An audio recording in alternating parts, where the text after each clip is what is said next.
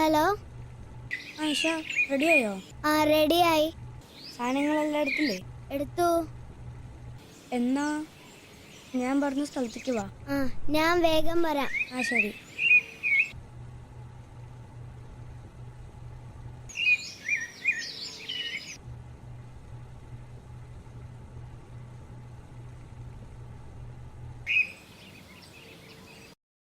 ആ, അച്ഛനും അമ്മയൊക്കെ രാവിലെ തന്നെ ഒരു കല്യാണത്തിന് പോയി. എൻ്റെ അമ്മേ, ചേച്ചി. അവള് മേലെ കിടന്ന് ഉറങ്ങുന്നുണ്ട്.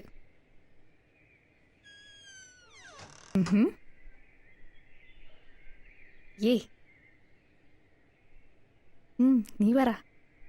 എന്നിട്ട് പോടാ, എനിക്ക് കല്യാണത്തിന് പോകണമെന്നും ഇഷ്ടമല്ല.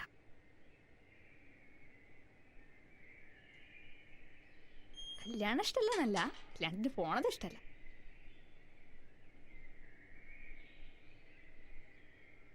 അതൊന്നും ശരിയാവില്ല. നിനക്കോ? അവളൊരു 10 മണിയൊക്കെ ആവണി.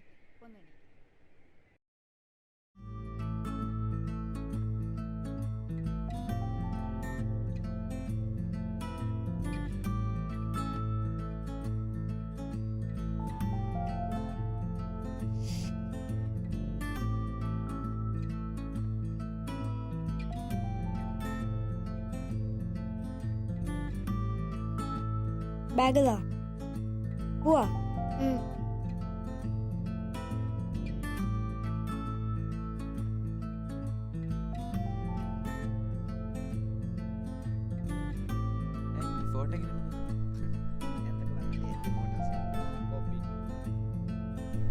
നോക്ക്, ഇത് അനിരുദ്ധല്ലേ? ഇവങ്ങടെ ഈ രാവിലെ ഇത് സൂപ്പറായിട്ട് എല്ലാം അമ്പലത്തിൽ കയറി. എന്നാ മെൽവ, ഇതിന്റെ പള്ളിയിൽ വരുന്ന കുട്ടിയല്ലേ?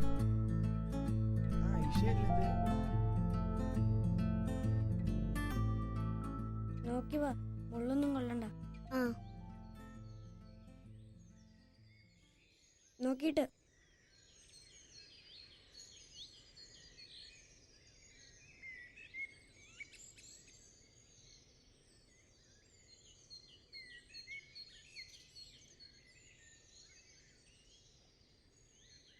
എന്തൊരു വലിയ കാടാ. ഞാനിവിടെ 2 പ്രാവശ്യം ഏട്ടന്മാരുടെ കൂടെ വന്നിട്ടുണ്ട്. ആ,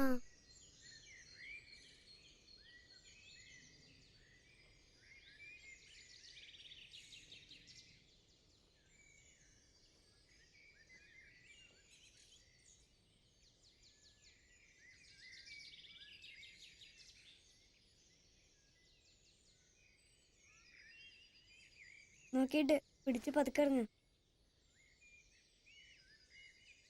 ആ, എത്തി. ഇതാ സ്ഥലം. ആ.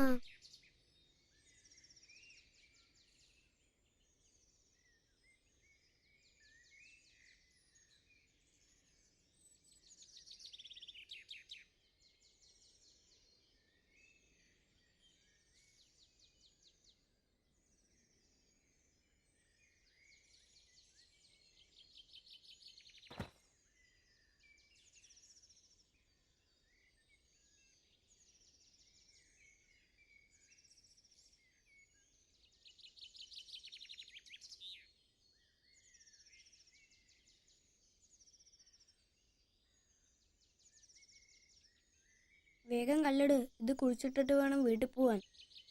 ആ, കഴിയാറായി. ഒച്ചണ്ടക്കല്ലേ, പതുക്കെ വാ, പതുക്കെ വാ.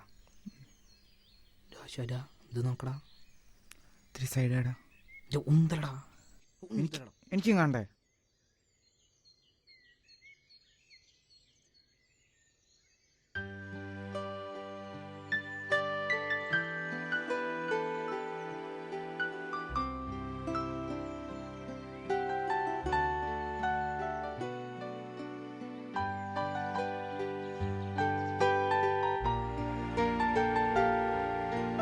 അമ്മേ, ഭൂമിദേവി, ഞങ്ങൾക്ക് ശ്വസിക്കാൻ വായുവും കുടിക്കാൻ ജലവും ഭക്ഷിക്കാൻ ഭക്ഷണവും തന്നുകൊണ്ടിരിക്കുന്നതിന് നന്ദി.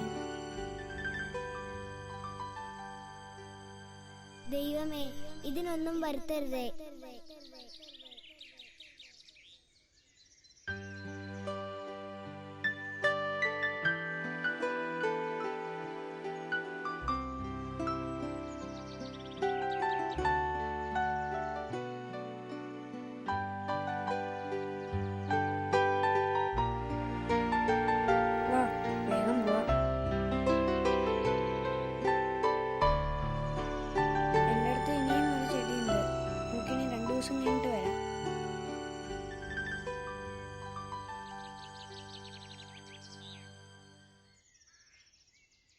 വീട്ടിലാരുമില്ലേ?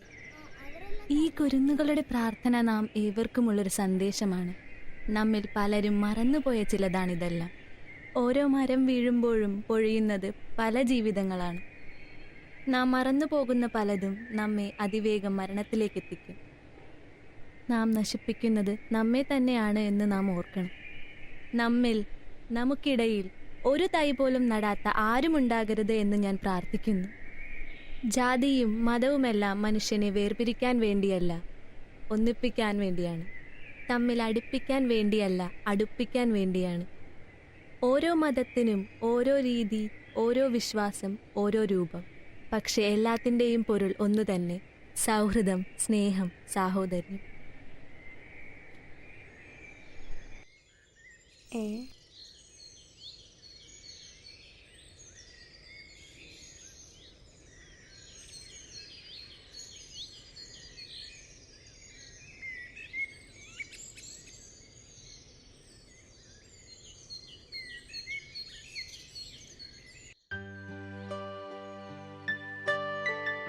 ഏ ഇതാരാ ഇങ്ങനെ ചെയ്ത?